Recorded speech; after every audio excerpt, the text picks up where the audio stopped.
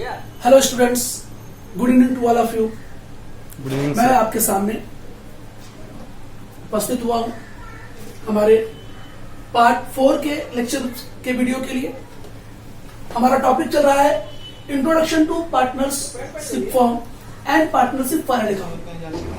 हमने पार्ट 1 और पार्ट 2 के लेक्चर में ऑलरेडी डिस्कस किया है इंट्रोडक्शन टू पार्टनरशिप फॉर्म। फिर हमारे पार्ट 3 के लेक्चर में हमने पार्टनरशिप फॉर एन अकाउंट को स्टार्ट किया है और पार्ट 3 के वीडियोज में हमने ट्रेडिंग अकाउंट डिस्कस किया हुआ है। अब हम ट्रेडिंग अकाउंट के बाद आगे बढ़ रहे हैं, profit and loss account and balance sheet discuss करने वाले हैं डिटेल में। तो अब हम स्टार्ट करेंगे आगे profit and loss account. Profit and loss account याद रखिए, हमने पार्ट 3 तक डिस्कस किया है ट्रेडिंग अकाउंट को।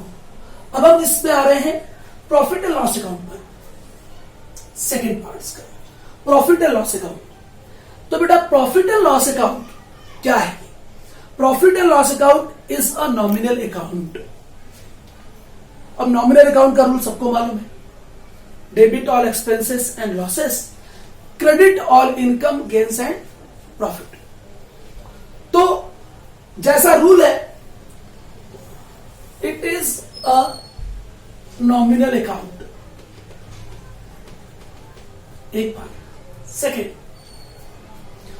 All indirect expenses, all indirect expenses are recorded on debit side of this account। जितने भी इनडायरेक्ट एक्सपेंसेस हैं वो प्रॉफिट एंड लॉस अकाउंट के कहां पे रिकॉर्ड होंगे? डेबिट साइड पे। Third, all indirect incomes are recorded on credit side of this account. तो जितने भी इनडायरेक्ट एक्सपेंसेस है वो प्रॉफिट एंड लॉस अकाउंट के डेबिट साइड में रिकॉर्ड की जाएगी और जितने भी इनडायरेक्ट इनकम्स है वो प्रॉफिट एंड लॉस अकाउंट के क्रेडिट साइड में रिकॉर्ड होगी।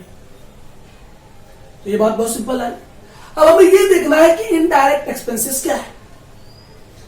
इनडायरेक्ट एक्सपेंसेस में ध्यान देना क्या क्या आता है। मैं जरा 4th पॉइंट में दे रहा हूं, इनडायरेक्ट एक्सपेंसेस। इनडायरेक्ट एक्सपेंसेस क्या क्या आएगा? Number 1, administrative expenses,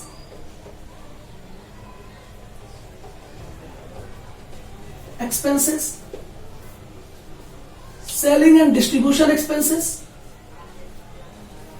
selling and distribution expenses, selling and distribution expenses, selling and. उसके बाद थर्ड है मेंटेनेंस एक्सपेंसेस, मेंटेनेंस एक्सपेंसेस।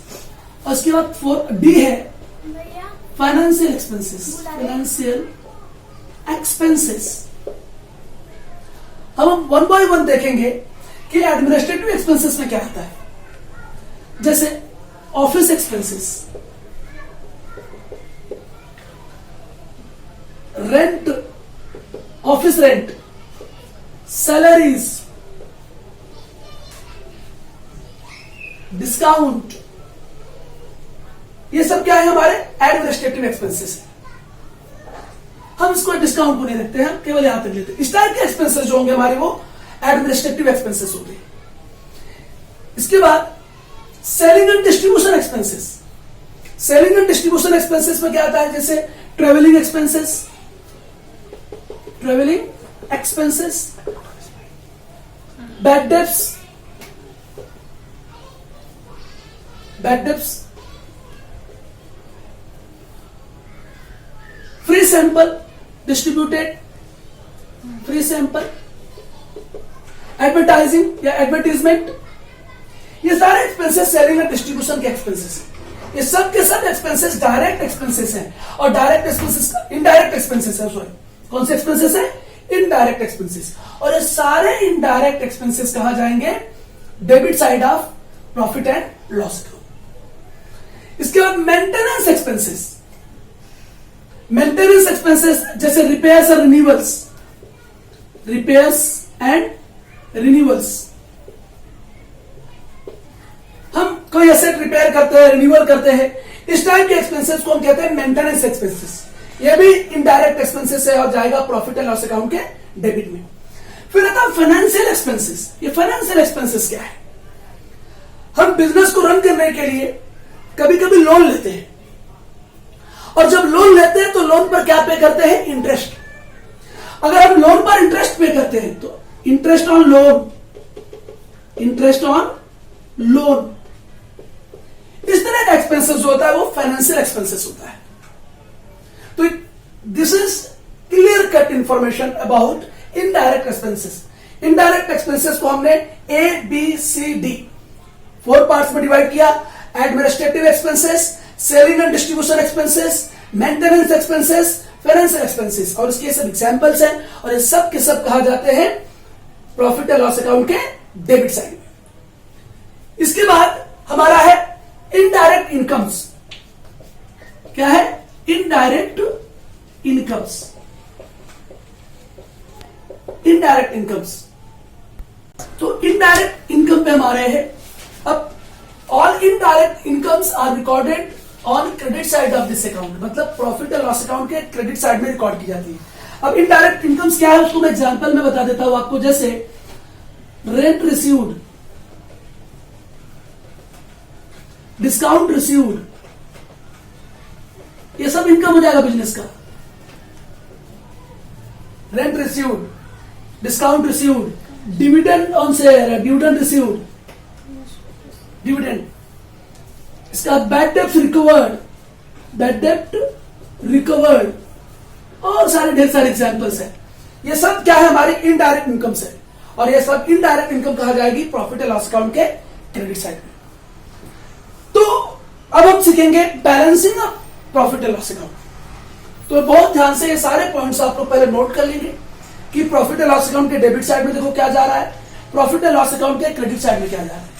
और सबसे इंपॉर्टेंट एक चीज और, मुझे वो पहले ही मेंशन करना चाहिए था बट मैं यहां पे ध्यान रखना, profit and loss account, profit and loss account always starts with gross profit और ग्रॉस लॉस, और ग्रॉस लॉस। और आपको बताया था मैंने जब हमने ट्रेडिंग अकाउंट प्रिपेयर किया था, तो ग्रॉस प्रॉफिट कहा आता है प्रॉफिट एंड लॉस अकाउंट के क्रेडिट में, ग्रॉस प्रॉफिट कहा आता है प्रॉफिट एंड लॉस अकाउंट के क्रेडिट में, और ग्रॉस लॉस कहां जाता है बताओ? Gross loss profit and loss account के डेबिट में, और एकदम टॉप पे लिखा जाता है। और क्या लिखा जाता है? इसको लिखते हैं by gross profit brought down, और इसको लिखते हैं to gross profit brought down, to gross loss brought down. तो ये इंपॉर्टेंट इंफॉर्मेशन हो गई प्रॉफिट एंड लॉस अकाउंट से संबंधित। अब हम डिस्कस करेंगे balancing of profit and loss account. तो मैं इसको इरेज करूंगा, उसके बाद हम डिस्कस करेंगे। तो बेटा अब हम डिस्कस करने वाले हैं balancing of profit and loss account. पहले हमने डिस्कस किया प्रॉफिट एंड लॉस अकाउंट क्या है, और प्रॉफिट एंड लॉस अकाउंट के डेबिट में क्या जाता है, प्रॉफिट एंड लॉस अकाउंट के क्रेडिट में क्या जाता है। अब हम देखेंगे कि प्रॉफिट एंड लॉस अकाउंट जब क्लोज करेंगे तो उसकी बैलेंसिंग कैसे होती है। तो पहले debit balance of profit and loss account. तो ये प्रॉफिट एंड लॉस अकाउंट का डेबिट बैलेंस का मतलब क्या है? When the total of debit side is more than the total of credit side, then the remaining balance, या then the difference भी बोल सकते हैं, या then the difference is known as debit balance. मतलब क्या हुआ? बहुत सिंपल बेटा, debit balance of profit and loss account का मतलब क्या है, अर्थ क्या है? जब प्रॉफिट एंड लॉस अकाउंट के डेबिट साइड का टोटल क्रेडिट साइड के टोटल से क्या होगा, ज्यादा होगा, तो जो डिफरेंस होगा उसे हम क्या बोलेंगे, डेबिट बैलेंस। यहां पे मैं शॉर्टकट में बता रहा हूं, प्रॉफिट एंड लॉस अकाउंट के डेबिट साइड का टोटल, डेबिट साइड का टोटल ज्यादा होगा प्रॉफिट एंड लॉस अकाउंट के क्रेडिट साइड के टोटल से, तो हम इस बैलेंस को क्या बोलेंगे, डेबिट बैलेंस। देखिए एकदम इजीली आपके सामने आ गया है, तो आपको तुरंत इससे मालूम पड़ जाएगा कि डेबिट बैलेंस का मतलब क्या है। और जो डेबिट बैलेंस होता है, तो यहां लिखेंगे डेबिट बैलेंस, डेबिट बैलेंस आप P&L account, profit and loss account indicates net loss, और इसे हम प्रॉफिट एंड लॉस अकाउंट के क्रेडिट में लिखते हैं by net loss carry down, net loss carry down, net loss carry down. या हम इस नेट लॉस को पार्टनर में डिस्ट्रीब्यूट कर देते हैं, पार्टनर्स में डिस्ट्रीब्यूट कर देते हैं in their profit sharing ratio, in their profit sharing ratio, या इक्वल, अगर प्रॉफिट शेयरिंग रेशो नहीं दिया है तो इक्वल देंगे। If profit sharing ratio is given then net loss distributed between partner in profit sharing ratio, और in absence of profit sharing ratio equally उसको distribute कर देते हैं। तो ये क्या है, debit balance of profit and loss account. अब ये जो नेट लॉस है वो कहां ट्रांसफर होता है, net loss is transfer to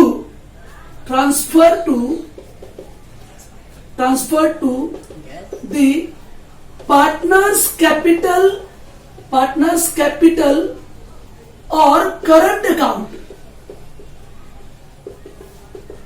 debit side. कौन सा साइड, डेबिट साइड। तो this is debit balance of profit and loss account. अभी मैं आपके सामने आऊंगा credit balance of profit and loss account. तो ये बहुत ध्यान से आप लोग नोट कर लीजिए, सब लोग नोट कर लें। ओके बेटा, तो आपने देखा debit balance of profit and loss account के बारे में।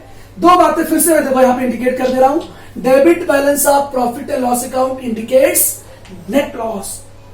अभी एक बच्चे ने पूछा कि सर वो डेबिट बैलेंस तो नेट प्रॉफिट होता है क्या, ऐसा उसको डेबिट बैलेंस ऐसा लगा, क्या लगता है डेबिट में नेट प्रॉफिट आता है इसलिए? नहीं बेटा, ध्यान रखो, अगर प्रॉफिट एंड लॉस अकाउंट के डेबिट में क्या आता है, सभी एक्सपेंसेस आते हैं ना। अगर एक्सपेंसेस का टोटल ज्यादा हुआ तो जो क्रेडिट साइड में बैलेंस बचेगा ना वो नेट लॉस होगा। ये डेबिट बैलेंस कहां पे बचता है, क्रेडिट साइड में। देखो लिखा है ना प्रॉफिट एंड लॉस अकाउंट के क्रेडिट साइड में by net loss carry down, तो एकदम ध्यान रखना है। अब मैं आ रहा हूं बी, देखिए ध्यान से, क्रेडिट बैलेंस लिखा हूं यहां पे, इसलिए मैं थोड़ा चेंजेस कर रहा हूं। देखिए credit balance of profit and loss account, so when the total of credit side, देखिए मैंने मेंशन कर दिया अच्छी तरह से, credit side is more than the total of debit side,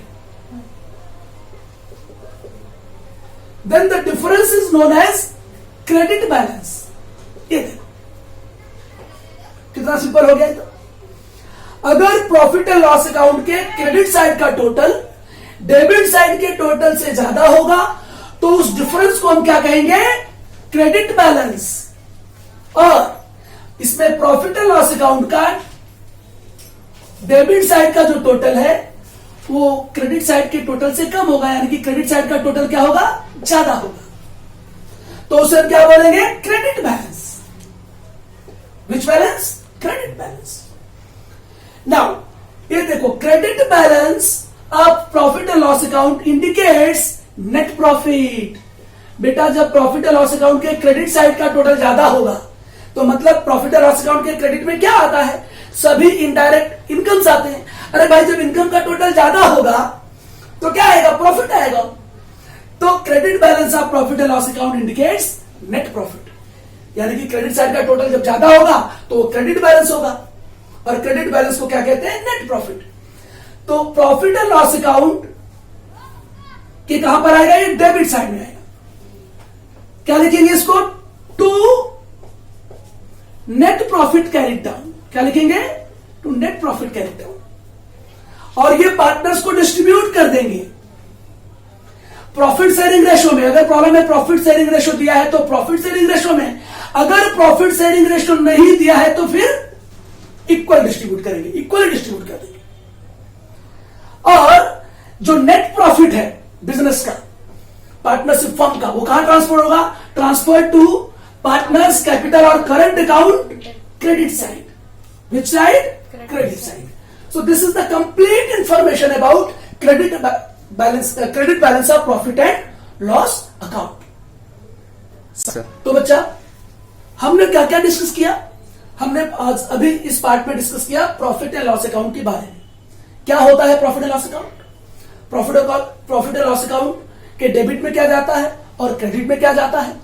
और इसके बाद हमने देखा balancing of profit and loss account. तो debit balance of profit and loss account क्या होता है और credit balance of profit and loss account क्या होता है। अब हम डिस्कस करेंगे proforma of profit and loss account. उसके बारे में मैं कुछ आपको डिटेल्स डिस्कस करने वाला हूं। तो बेटा, आपकी जानकारी के लिए हम बता दें कि हमने इससे पहले क्या डिस्कस किया? प्रॉफिट एंड लॉस अकाउंट के बारे में। उसके डेबिट साइड में क्या आता है, क्रेडिट साइड में क्या आता है, उसकी बैलेंसिंग कैसे की जाती है, सब डिस्कस किया। अब मैं आपके सामने ड्रॉ कर लिया है मैंने पहले ही profit and loss account for the year ending. तो प्रॉफिट एंड लॉस अकाउंट को मैं थोड़ा डिस्कस करूंगा, उसका पूरा से। मैं कुछ चीजें इसमें नहीं लिखा हूं, उसको हम एडजस्टमेंट के थ्रू डिस्कस करने वाले हैं जब एडजस्टमेंट आगे स्टार्ट होगा। तो इसमें देखिए ध्यान से, सबसे पहले प्रॉफिट एंड लॉस अकाउंट के डेबिट साइड में क्या आता है? To gross loss brought down. ये कहां से आएगा? ट्रेडिंग अकाउंट से आएगा। ट्रेडिंग अकाउंट के क्रेडिट में रहता है ना बाई ग्रॉस लॉस, वो ग्रॉस लॉस इधर आ जाएगा to gross loss brought down. हमेशा शुरू होगा ऐसे, अगर ग्रॉस लॉस है तो। अदरवाइज क्या रहेगा? अगर ये नहीं रहेगा तो profit and loss trading account के डेबिट में क्या रहेगा? ग्रॉस प्रॉफिट रहेगा।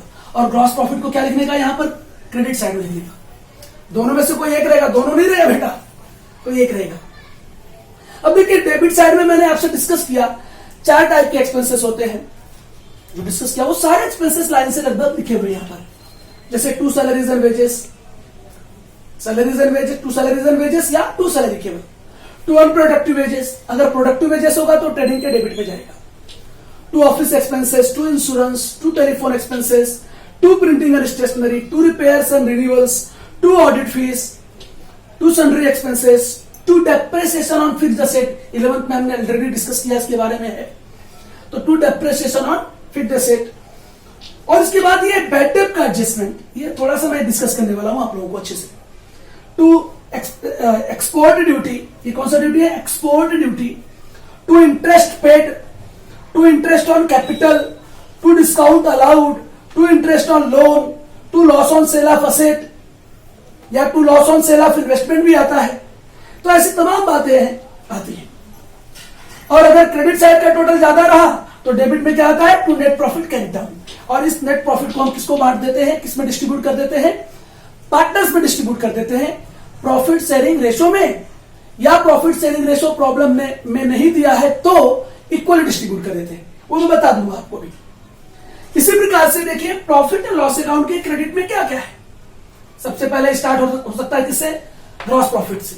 अगर ट्रेडिंग अकाउंट में प्रॉफिट आया है तो ग्रॉस प्रॉफिट से स्टार्ट होगा, बाय ग्रॉस प्रॉफिट प्रोडक्ट। इसके बाद जितने भी इनडायरेक्ट इनकम्स हैं और भी है, आगे हम एडजस्टमेंट के थ्रू भी डिस्कस करेंगे उसे। By commission received, by discount received, by interest on investment, by bad debt recovered, by dividend received. Dividend किसमें मिलता है? शेयर्स पर या इन्वेस्टमेंट पर। डिविडेंड मतलब होता है लाभांश। इसके बाद जब ये कभी डेबिट में आता है तो कभी कभी क्रेडिट में रिकॉर्ड होता है, तो इसको हम डिस्कस करने वाले हैं सिमिलरली इसके जैसा। ये या तो डेबिट में रहेगा या तो क्रेडिट में रहेगा। तो कब क्रेडिट में रिकॉर्ड होता है और कब डेबिट में, इस पर मैं थोड़ा सा भी हाईलाइट करूंगा। बाय इंटरेस्ट ऑन ड्रॉइंग, तो ये सब बातें ज्यादातर जो मेन इंपॉर्टेंट बातें हैं मैंने बता दिया। और अगर डेबिट साइड का टोटल ज्यादा रहा, भाई एक्सपेंसेस ज्यादा होगा, तो क्रेडिट साइड में क्या आएगा? लॉस आएगा ना। तो देखो बाय नेट लॉस, और उसे ट्रांसफर करते हैं कहां पर? पार्टनर कैपिटल अकाउंट में या करंट अकाउंट। तो मैं जरा सा इस पर डिस्कस करता हूं आपसे। तो देखिए ये मैं थोड़ा सा एक बताता हूं, जैसे ये कब डेबिट में आता है और कब क्रेडिट में। तो देखिए एक फार्मूला है, if bad debt plus new RDD या फर्दर बैड डेब्ट्स भी कभी कभी देता है। फर्दर बैड डेब्ट्स है तो ठीक है। Bad debts, new RDD, further bad debts, इन तीनों का टोटल ओल्ड आरडीडी के टोटल से ज्यादा होगा तो ये जाएगा प्रॉफिट एंड लॉस अकाउंट के डेबिट साइड में। कहां पे आएगा? डेबिट साइड में। बहुत ध्यान से देखिएगा, ये बैड डेब्ट्स आपको ट्रायल बैलेंस के डेबिट में मिलेगा। कहां मिलेगा? ट्रायल बैलेंस के डेबिट में। ये फर्दर बैड डेब्ट्स और न्यू आरडीडी मिलेगा आपको कहां पर? एडजस्टमेंट में। कहां मिलेगा? एडजस्टमेंट में। एडजस्टमेंट में। और ये ओल्ड आरडीडी मिलेगा आपको ट्रायल बैलेंस के क्रेडिट में। कहां मिलेगा? ट्रायल बैलेंस के क्रेडिट में मिलेगा। अब सिंपल सी बात है भाई, आप ट्रायल बैलेंस के डेबिट में देखोगे आपको बैड डेब्ट्स मिलेगा। ये एडजस्टमेंट से आएगा न्यू आरडीडी या फर्दर बैड डेब्ट्स। इन दोनों अमाउंट को यहां से कैलकुलेट करके आप क्या करोगे? टोटल कर लोगे। अगर इन दोनों का टोटल ट्रायल बैलेंस के क्रेडिट में लिखा रहेगा रिजर्व फॉर डाउटफुल डेब्ट, तो वो ओल्ड आरडीडी होता है, उसको कहते हैं। अगर ओल्ड आरडीडी के टोटल से इनका टोटल ज्यादा है तो ये जाएगा प्रॉफिट एंड लॉस अकाउंट के डेबिट में। और क्या लिखेंगे? पहले टू बैड डेब्ट्स, उसमें ऐड कर देंगे फर्दर बैड डेब्ट्स या न्यू आरडीडी, टोटल लिखेंगे इनर कॉलम में, उसमें से ओल्ड आरडीडी लेस कर देंगे। सिंपल। तो फार्मूले के थ्रू समझ में आया सबको? अब आगे हम क्या करेंगे? इसका दूसरा रूप क्या हो सकता है? If bad debts plus new RDD और further bad debts is less than old RDD. ये मैंने बता दिया कौन सी चीजें कहां दी रहेंगी। अगर ऐसा हुआ तो ओल्ड आरडीडी ट्रायल बैलेंस के क्रेडिट वाला टोटल अगर इन दोनों के टोटल से ज्यादा हुआ तो जाएंगे आप कहां पर? प्रॉफिट एंड लॉस अकाउंट के क्रेडिट साइड में।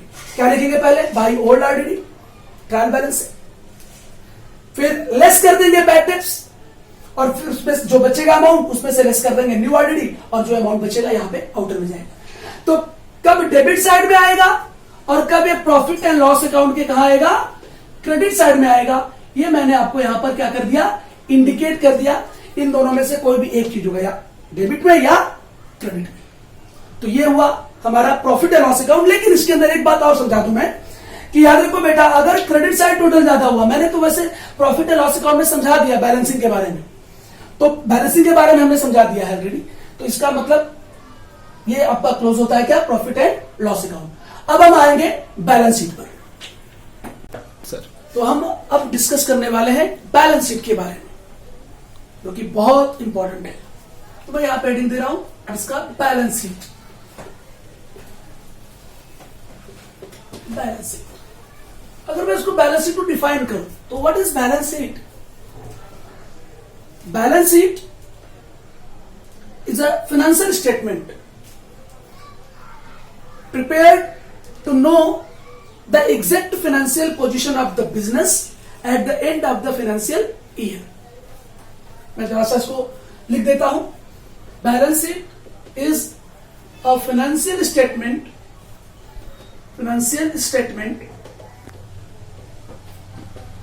prepared at balance sheet is a financial statement shows the financial position of the business,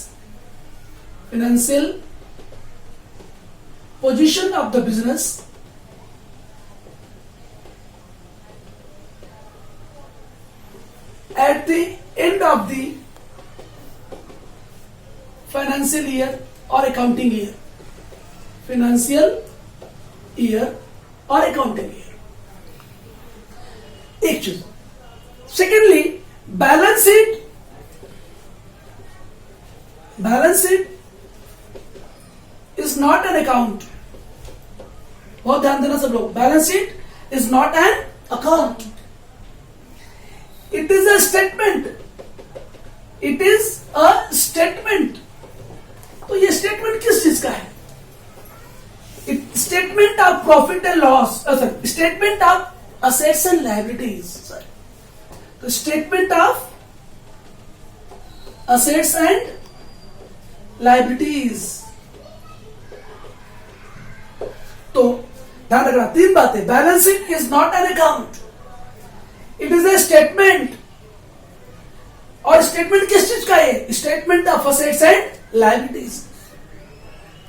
आप लोगों को याद होगा, आपने फॉर्मूला लिखा था 11th में, assets equal capital plus liabilities.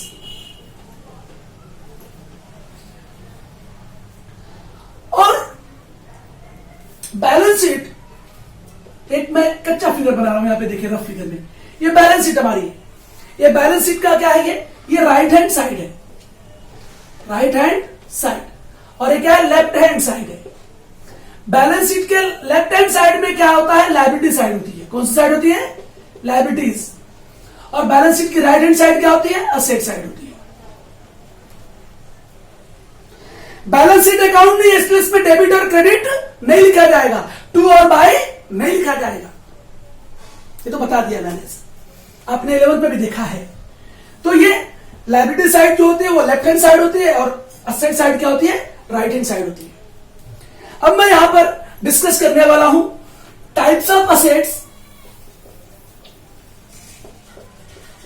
And types of liabilities के बारे में, one by one. Types of liabilities, तो ध्यान रखना, बैलेंस शीट अकाउंट नहीं है, ये स्टेटमेंट है, और स्टेटमेंट किस चीज का है? असेट एंड लायबिलिटीज का है। तो ओके बेटा, टाइप्स ऑफ फिक्स्ड एसेट मैंने समझाने के लिए कहा था, और types of liabilities.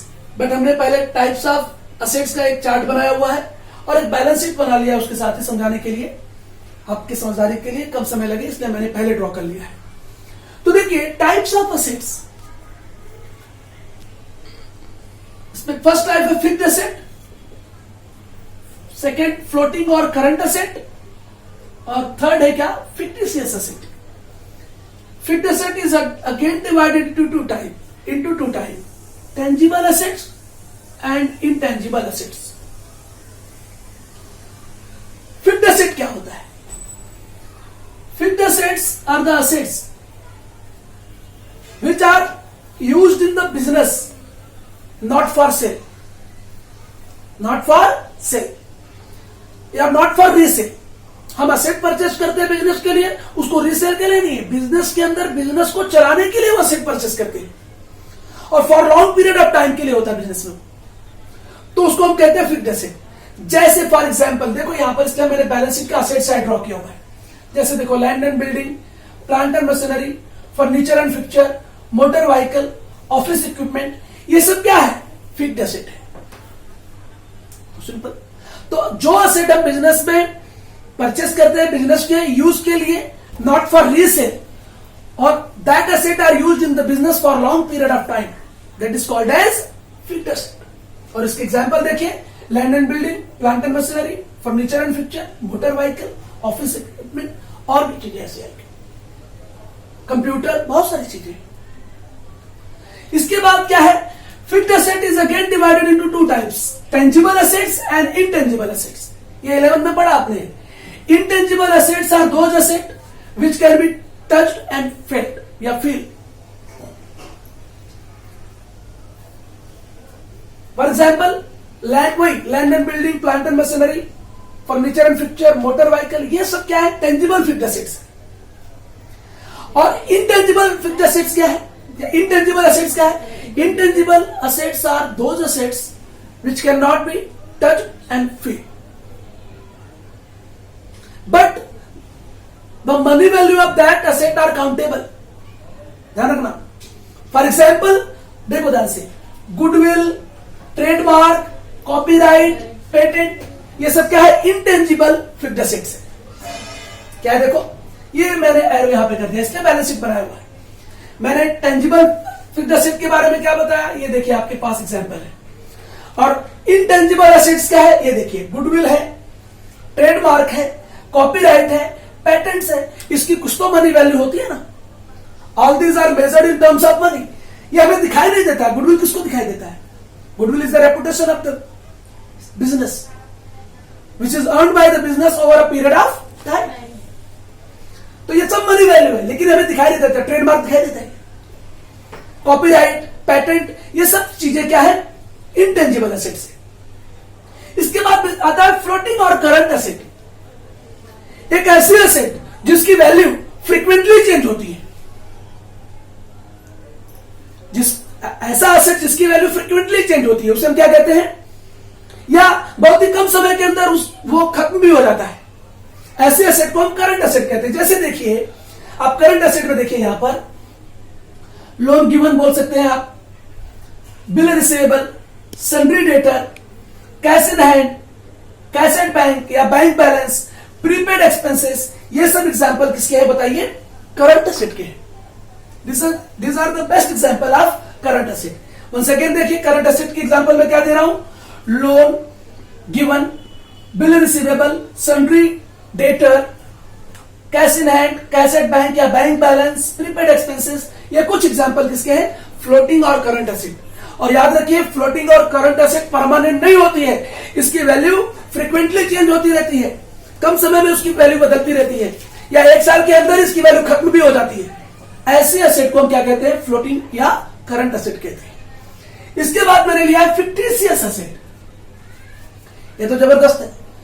Fictitious asset क्या है, मैं जरा एक मिनट,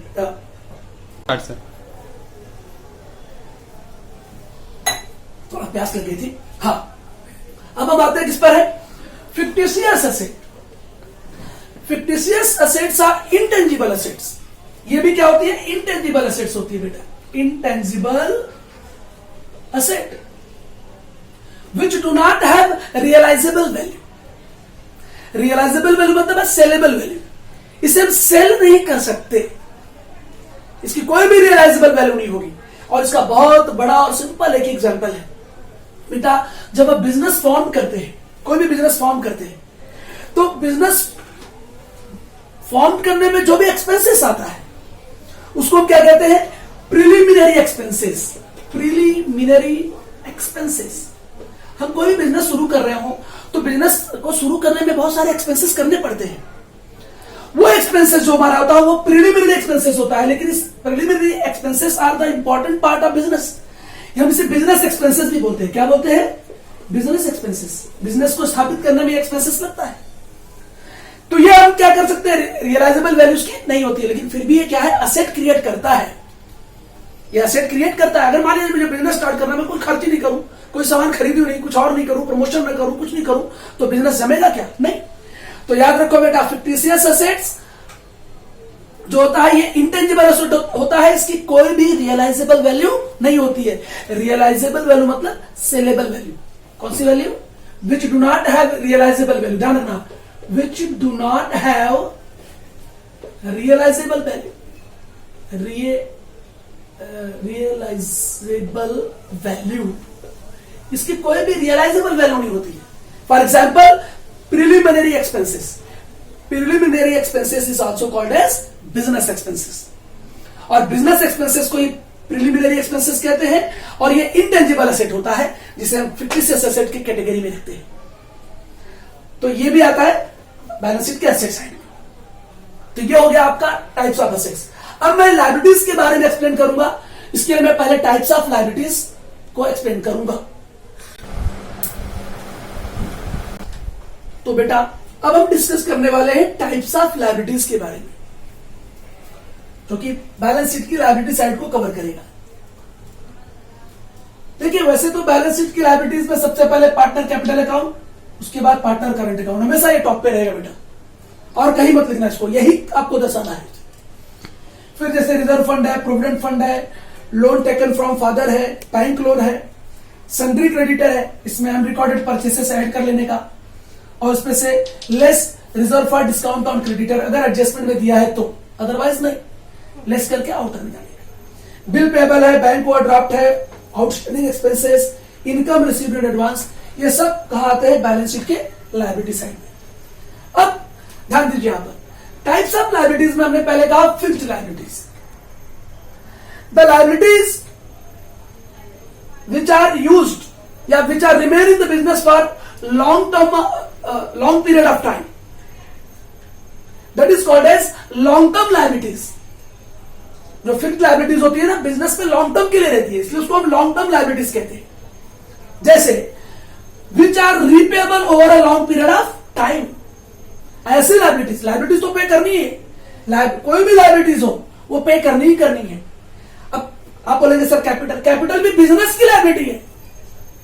अभी पार्टनरशिप फॉर्म जो है बिजनेसमैन को यानी कि पार्टनर्स को पे कर देगी ना बाद में, जब पार्टनरशिप फॉर्म खत्म होगा तो लास्ट में ये कैपिटल कब खत्म होता है बिजनेस का, ये कैपिटल जो है ये फिक्स्ड लायबिलिटी है बिजनेस की। ये देखो एग्जांपल में रखा है कैपिटल या लॉन्ग टर्म लोन। तो कैपिटल बिजनेस का जो पड़ा होगा वो बिजनेस की लायबिलिटी है, लेकिन ये बिजनेस जो है जब एकदम एंड हो जाएगा, बंद हो जाएगा, तो बंद होने के टाइम पे पार्टनर अपना कैपिटल लेके जा सकता है। जब तक बिजनेस बंद नहीं होगा पार्टनर अपना कैपिटल लेके जाएगा क्या? नहीं जाएगा। इसलिए क्या है? फिक्स्ड लायबिलिटी है। कौन? कैपिटल। आपने जो भी पूंजी निवेश किया है वो बिजनेस में रहेगी जब तक बिजनेस चलेगा तब तक। एक बार बिजनेस खत्म हो गया आप अपनी पूंजी लेके जाओ, अपनी कैपिटल लेके जाओ। इसलिए इसको बोलते हैं क्या? Fixed liabilities, long term liabilities which are repayable by the business over a long period of time. Long term loan भी ऐसे ही होता है। इसके बाद आपका है करंट लायबिलिटीज। करंट लायबिलिटीज को हम शॉर्ट टर्म लायबिलिटीज भी कहते हैं और उसका बहुत सिंपल एग्जांपल है, देखिए ध्यान से। जैसे यहां पे देखो बैलेंस शीट में आ जाइए, जैसे बैंक लोन है, सन्ड्री क्रेडिटर है, बिल पेएबल है, बैंक ओवरड्राफ्ट है, आउटस्टैंडिंग एक्सपेंसेस है, इनकम रिसीव इन एडवांस है। ये सब क्या है बताइए? करंट लायबिलिटीज है बेटा, जिसे हम शॉर्ट टर्म लायबिलिटीज कहते हैं। ये बहुत these liabilities are over within a short period of time, say that within a year, एक साल के अंदर ही खत्म हो सकती है। तो ये देखिए ना, बैंक लोन रिपे करना ही आपको है एक साल के अंदर। सन्ड्री क्रेडिटर ये भी खत्म करना है। क्रेडिटर क्या 3-4 साल इंतजार करेगा? अरे उसे आपको एक साल के अंदर पे करना है, वो माल सप्लाई कर रहा है, आपको पैसा देना है। 2 महीने का क्रेडिट, 3 महीने का, 4 महीने का, 5 महीने का, बहुत हो गया। ये सब करंट लायबिलिटीज है। बिल पेएबल, बैंक ओवरड्राफ्ट, ये देखिए सर। तो एग्जाम्पल मैंने दे दिया आपको करंट लायबिलिटीज क्या है। आप देखिए पूरा बैलेंस शीट में आ रहा है वो चीज, जैसे मैंने एसेट के बारे में पूरा एक्सप्लेन किया वैसे से यहां पर। इसके देखिए एग्जांपल मैंने यहां लिखे हुए, creditor, bill payable, bank overdraft, outstanding expenses. याद देखो which are repayable within a short period of time बोलेंगे इसको। Current liabilities are the liabilities which are repayable within a short period of time, say that within a year. बस वो current liabilities है। और आपका देखो लास्ट है कॉन्टिजेंट लायबिलिटीज। बेटा कॉन्टिजेंट लायबिलिटीज तो दिखता नहीं है, they are not actual liabilities. Contingent liabilities are not actual liabilities. Remember that. Contingent liabilities are not actual liabilities. अरे सर liabilities नहीं है, actual liability नहीं, फिर क्यों लिख रहे हैं? बेटा these type of liabilities depend upon happening or non-happening of certain event. कोई घटना अकस्मात होगी तो liability क्रिएट होगी, उस liabilities को हम क्या कहते हैं? Contingent liability. इसका बहुत बेस्ट एग्जाम्पल है हमारे पास, उसको बोलते हैं वर्क्समैन कॉम्पेंसेशन फंड। अब वो वर्क्समैन कॉम्पेंसेशन फंड जो है वो लायबिलिटी है। कौन सी लायबिलिटी है? कॉन्टिजेंट लायबिलिटी है। लेकिन कभी कभी सब टाइम क्या होता है, वर्कर कॉम्पेंसेशन डिमांड कर रहा है, कभी कभी मामला कोर्ट में पहुंच जाता है, that matter pending in the court. अब कोर्ट अगर ऑर्डर देगी तो बिजनेस पे करेगा, बिजनेस की लायबिलिटी बन जाएगा। अगर कोर्ट ने अगर नहीं फेवर में दिया कि भाई इसे पे करो कॉम्पेंसेशन, तो हम नहीं पे करेंगे। तो बिजनेस को लायबिलिटी कब पे करेगा? If case pending in the court. Workmen compensation fund, देखो बेटा लिख दे रहा हूं मैं, सब लोग नोट कर लेंगे। वर्क्समैन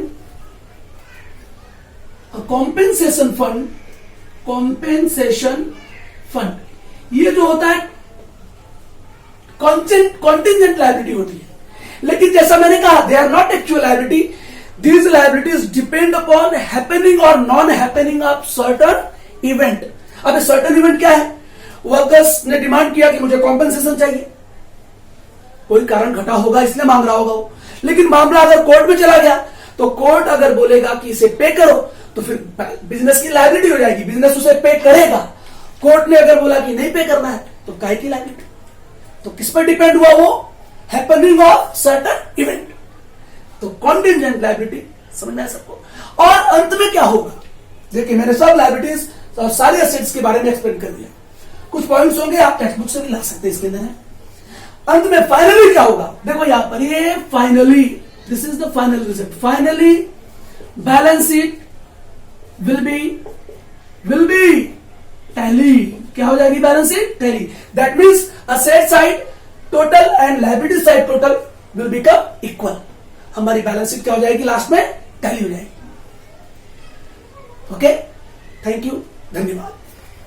अगले पार्ट 5 में डिस्कस करेंगे एडजस्टमेंट्स ऑफ फाइनल अकाउंट। तो एडजस्टमेंट ऑफ फाइनल अकाउंट सीखने के लिए आप सब आइए पार्ट 5 में और जुड़िए हमसे।